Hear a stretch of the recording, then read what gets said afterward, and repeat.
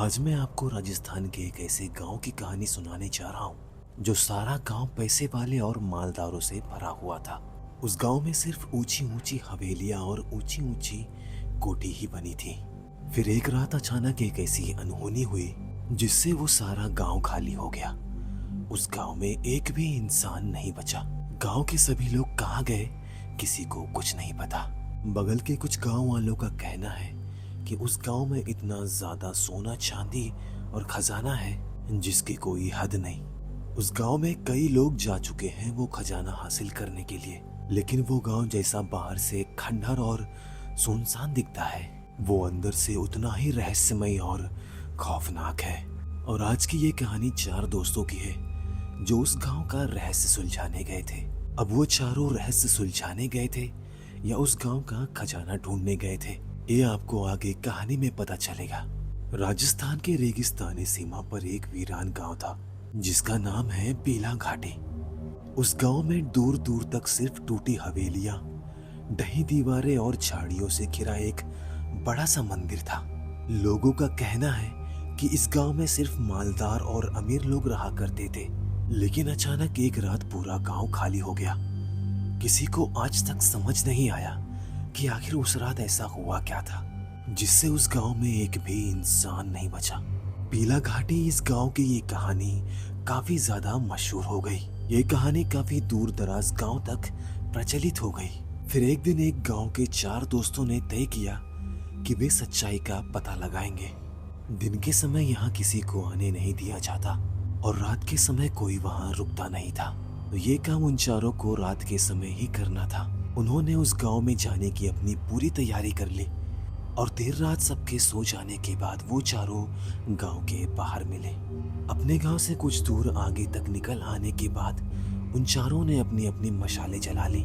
आधे घंटे का सफर तय करने के बाद वो चारों पीला घाटी गांव के सामने खड़े थे। फिर वो चारों एक साथ ही उस गांव में दाखिल हुए और जैसे ही वो उस गांव में दाखिल हुए एक बहुत ही ठंडी हवा का जोर का झोंका आया और उन चारों के मसालों को बुझा के चला गया।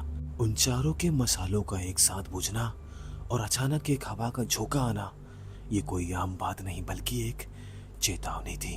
लेकिन सबसे अजीब बात तो ये थी कि उन चारों का कलेजा पता नहीं किस तरह का था कि उनके दिल में थोड़ा सा भी डर तक नहीं आया।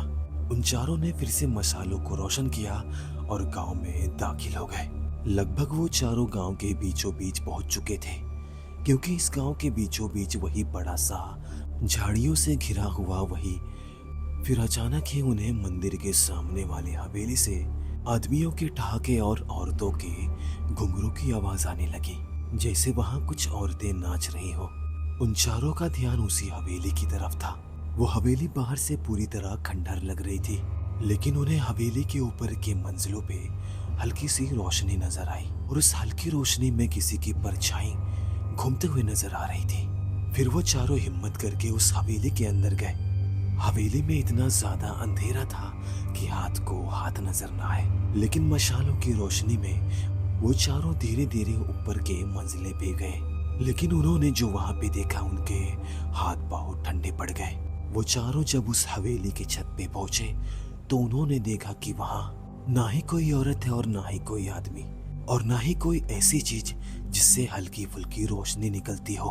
वो चारों ये सोच ही रहे थे कि आखिर ये क्या था कि उनके कानों में फिर से घुंघरू की आवाज गूंजी।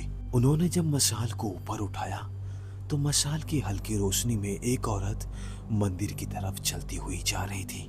फिर वो चारों उस हवेली की छत से भागते हुए नीचे आए। वो चारों जब उस हवेली से नीचे आए तो उनके सामने से वो औरत घूंघट में उसी मंदिर की तरफ जा रही थी। उन चारों ने उसको 2-3 बार आवाज भी लगाई, लेकिन वो औरत चुपचाप सीधा उसी मंदिर की तरफ जा रही थी। वो औरत लाल साड़ी पहनी हुई घूंघट में थी। उसने ऐसा श्रृंगार किया था कि जैसे कोई नई नवीली दुल्हन हो। धीरे धीरे फिर वो औरत मंदिर के अंदर चली गई और उसी औरत के पीछे पीछे वो चारों भी धीरे धीरे उसी मंदिर में चले गए। जैसे ही वो चारों मंदिर के अंदर गए तो अपने आप ही मंदिर का वो बड़ा सा दरवाजा बंद हो गया और उस मंदिर के अंदर ना जाने कहां से वही ठंडी हवा फिर से चलने लगी और उन्हीं हवाओं के झोंकों से वो मसाले लगभग बुझने ही वाली थी। फिर एक जोर का हवा का झोंका आया जिसमें वो चारों मशालें बुझ गई। मंदिर के अंदर चारों तरफ सन्नाटा और ऐसी गहरी खामोशी फैली हुई थी जो उन चारों के अंदर अब डर का एहसास भरने लगी थी। वो चारों फिर मशाल जलाने की कोशिश में थे। तभी उन चारों को फिर से उन्हीं घुंघरुओं की आवाज आने लगी। पहले तो उन घुंघरुओं की आवाज मंदिर में चारों तरफ घूम रही थी, फिर अचानक ही वो घुंघरुओं की आवाज उन चारों की तरफ बढ़ने लगी। वो साफ साफ महसूस कर पा रहे थे कि उनकी तरफ कोई तो आ रहा है। वो घुंघरू की आवाज उनके काफी करीब पहुंच चुकी थी।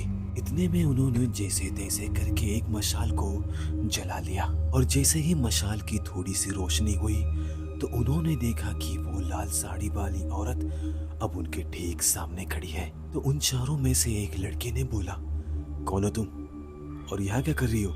इतना ही कहना था कि उस औरत का घूंघट पीछे की तरफ सरक गया और जैसे ही उन लोगों ने उस औरत का चेहरा देखा तो डर के मारे उनका पूरा शरीर पसीने से भीग गया। हाथ और पैरों में जैसे जान ही नहीं बची हो। डर के मारे वो चारों कांप रहे थे क्योंकि उस औरत का चेहरा बिल्कुल सड़ा हुआ था और उस औरत के लंबे और नुकीले दांत थे। आंखें तो मानो जैसे खून से भरी हुई थी। इतने में उस औरत की दबी दबी हंसी मंदिर में चारों ओर गूंजने लगी और वो चारों मशाल लेके इधर उधर भागने लगे। वो चारों मंदिर से बाहर जाने का रास्ता ढूंढ रहे थे, लेकिन ना ही उन्हें कोई दरवाजा मिला और ना ही कोई बाहर जाने का रास्ता। फिर कुछ देर तक उस मंदिर में चीखों पुकार की आवाजें गूंजी। फिर उसके बाद सब शांत हो गया। फिर अगले दिन सुबह जब उन्हें ढूंढते हुए इस गांव में लोग आए तो उन्हें उन चारों का कोई नामो निशान नहीं मिला, जैसे उन चारों को भी इस गांव के रहस्य ने निगल लिया था। और आज भी वहां के अगल बगल के गांव वालों का मानना है कि जो भी देर रात इस गांव की तरफ जाता है वो कभी लौट के नहीं आ पाता।